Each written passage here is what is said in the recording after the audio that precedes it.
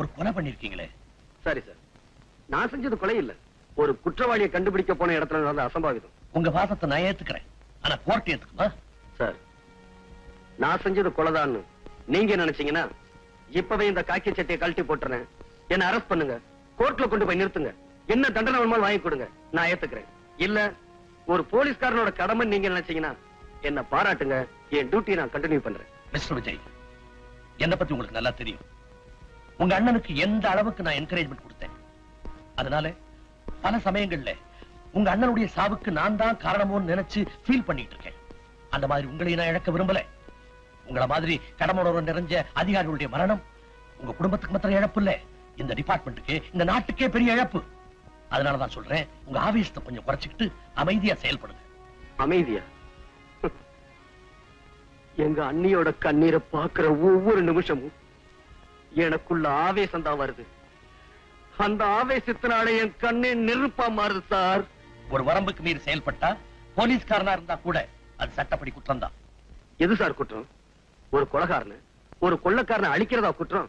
Sir, ஒரு போலீஸ்காரனுக்கு இந்த அதிகாரம் கூட இல்லைன்னா நான் இந்த வேலைக்கு வந்ததுக்கு அர்த்தம் இல்ல.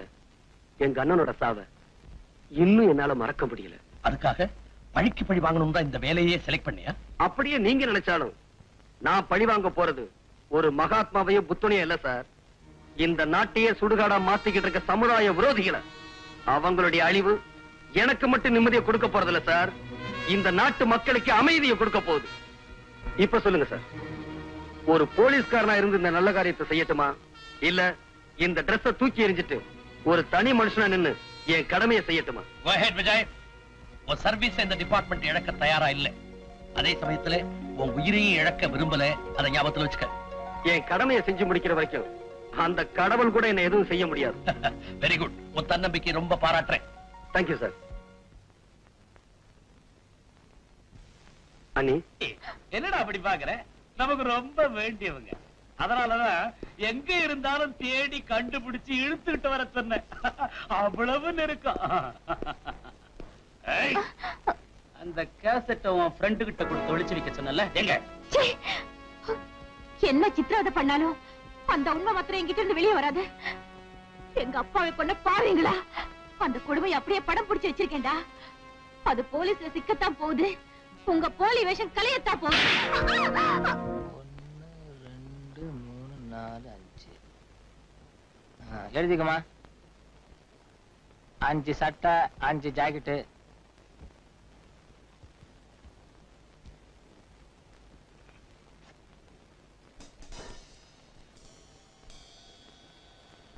அம்மா, இந்த பேண்ட்ல சாவி இருந்துச்சுமா. லாக்கர் கீ எப்படி அவ பாக்கெட்ல வந்தது? அண்ணி, ஜீவிதா என்கிட்ட ஒரு கேசட் கொண்டு வந்து கொடுத்து அண்ணன் கிட்ட கொடுக்க சொன்னா, அப்போ ஒரு மருட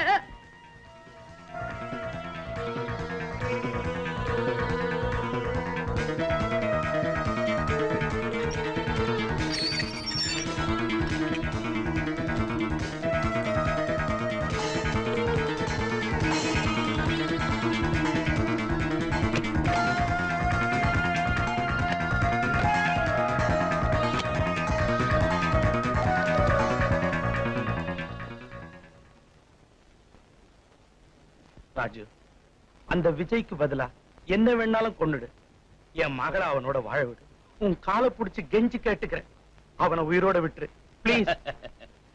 என்னடா பேபி, பார்ட்னர் கேக்குறது உனக்கு பிடிச்சிருக்கா? பிடிக்கல இல்ல, எனக்கும் பிடிக்கல.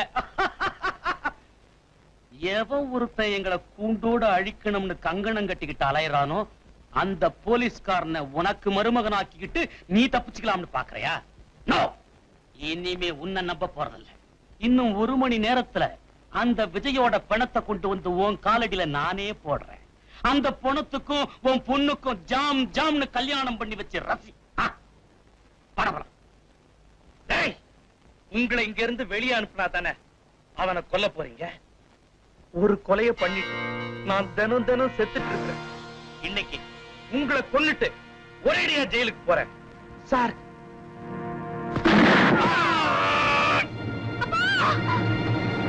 இந்த நாட்டுல நடக்கிற அநியாயம், அக்கிரமம் எல்லாத்துக்கும் மூல காரணம் நான் தான். உங்க எல்லாருக்கும் காட்ஃபாதர் நான் தான். எல்லாத்துக்கும் மேல நானே ஒரு போலீஸ் அதிகாரியா இருந்துகிட்டு ரத்தனசாமியை சுட்டு கொன்னதும் நான் தான். இந்த உண்மைகள் எல்லாம் அந்த கேசட்டை பாக்குற ஒரு சின்ன குழந்தை கூட புரிஞ்சு போகும். அந்த கேசட் இன்னும் நம்ம கைக்கு சிக்கல. அத பத்தி இப்ப ஏன் கவலைப்படுற? அந்த கேசட் விஷயம் தெரிஞ்சவங்க 2 பேர்.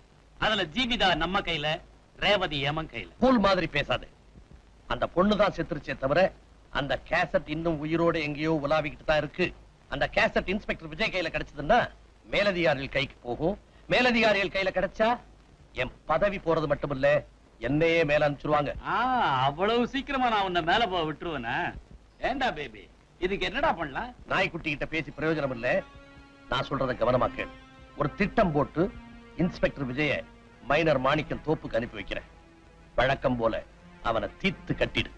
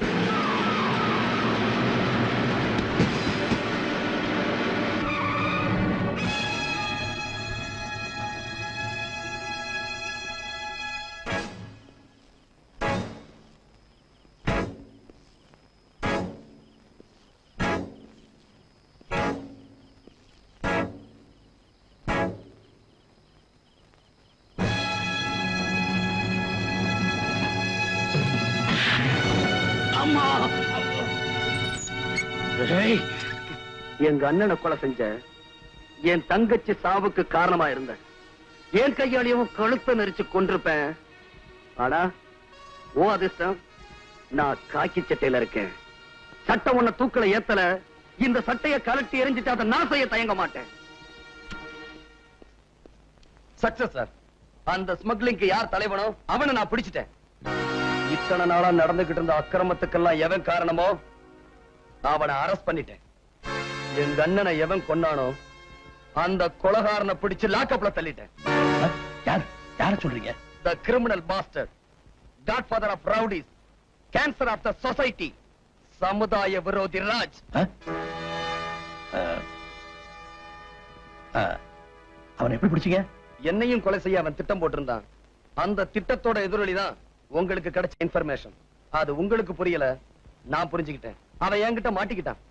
சார், இந்த காக்கி சட்டை போட்டிருந்ததுனாலதான் அவனை உயிரோட விட்டுட்டேன். இல்ல அந்த கொலகாரனாய சல்லி சல்லி ஆக்கியிருப்பேன். காம் டவுன், ஐ சே காம் டவுன். இப்ப அவன் எங்க வச்சிருக்கீங்க? என் ஸ்டேஷன் லாக்கப்ல தான் சார் இருக்கான். அவனை சும்மா விடக்கூடாது. கோர்ட்ல நிறுத்தி அவனுங்க கூட்டாளிங்க யாரு, அவனுக்கு யார் பேக்ரவுண்ட், அவனுங்க எங்க இருந்தாலும் சரி, எந்த பதவியில இருந்தாலும் சரி, சட்டத்துக்கு முன்னால அடையாளம் காட்டி தூக்கலை ஏத்தணும் சார். அப்பத்தான் இங்க எரிஞ்சுக்கிட்டு இருக்க நெருப்பு அணையும். Don't get excited. மேல நடக்க வேண்டியதெல்லாம் நான் பாத்துக்கிறேன். நீங்க என்ன செய்றீங்க?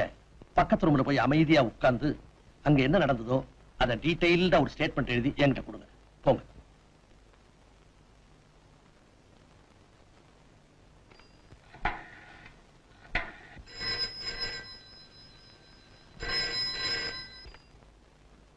எஸ். ஹலோ, அங்க இன்ஸ்பெக்டர் விஜய் இருக்காருங்களா? பக்கத்து ரூம்ல இருக்காரு, கனெக்ட் பண்றேன். ஹலோ, விஜய் பேசுறேன். விஜய், விஜய் நான் அண்ணி பேசுறேன்ப்பா. என்ன நீ? விஜய் நம்ம மோசம் போயிட்டோம். விஜய் நம்ம மோசம் போயிட்டோம். இவ்வளவு நாளா நடந்த கொலை கொள்ளை இதுக்கெல்லாம் காரணம் வேற யாரும் இல்லப்பா, உங்க உங்க அந்த டிஜி தான். அவ படுவாவி நல்லவ மாதிரி நடிச்சு நம்ம குடும்பத்தை நாசம் பண்ணிட்டா விஜய். அது மட்டும் இல்ல விஜய், நம்ம ஜீவிதா இல்ல, அவங்க அப்பாவை சுட்டு கொலை பண்ணது கூட அவன்தான். ஆமா, அது ஒரு வீடியோ கேசட்ல பதிவாயிருக்கு. ஐயோ, அது என் கண்ணால பார்த்தேன் விஜய், என்ன நம்ப விஜய். விஜய், அது மாத்திரம் இல்ல, அந்த கேசட்டுக்காக நம்ம ரேவதிய அந்த பாவிங்க கொன்னுட்டாங்க. ஆமா, அது இங்கதான் இருக்கு, வீட்டுல தான் இருக்கு. ப்ளீஸ் நீ இப்பவே தயவு செஞ்சு வாயே, வந்துறேன் ப்ளீஸ். இதோ வந்துட்டேன்.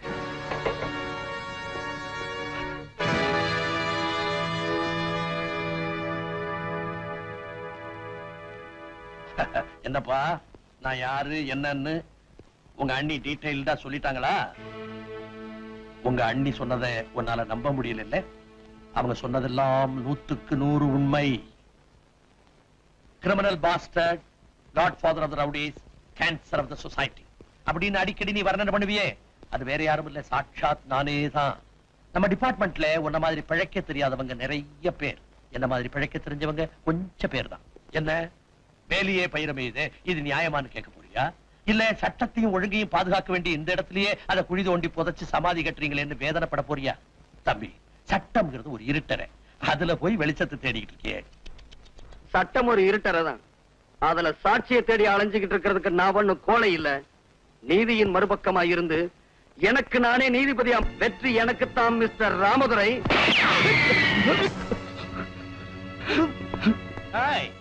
சட்டம் பேசுற சின்ன பையன், உன் கொட்டத்தை அடக்கி இந்த நாட்டுல எங்க பட்டத்தை பறக்க விடுறேன் பாடுற. உன் கோர்ட்டும் லாக்கப் என்ன ஒண்ணும் பண்ண முடியாது. ராஜ், அந்த வீடியோ கேசட் இவனுடைய அண்ணி கையில தான் இருக்கு. அதை உடனே நாம கைப்பற்றி ஆகணும், இல்லைன்னா நம்ம எல்லாருக்குமே ஆபத்து. உண்மையை தெரிஞ்சுட்டு அந்த பொண்ணு உயிரோட இருக்க கூடாது. அவளை நான் தீர்த்து கட்டிடுறேன், இவனை நீ கவனிச்சுக்க. கவலையப்படாது, அவனை நம்ம ஃபேக்டரிக்கு கொண்டு போய் சமாதி வச்சிரு. இவன் அண்ணி டெட் பாடியோட நீ அங்க வந்து சேரு.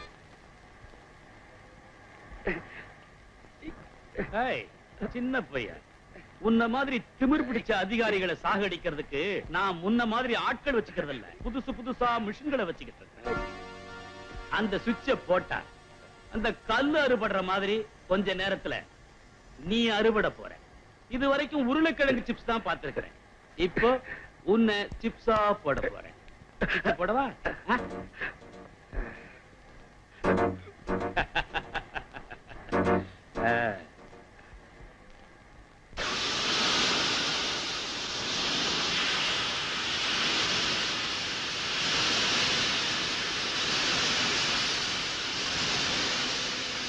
குட்பைடா சின்ன பையா.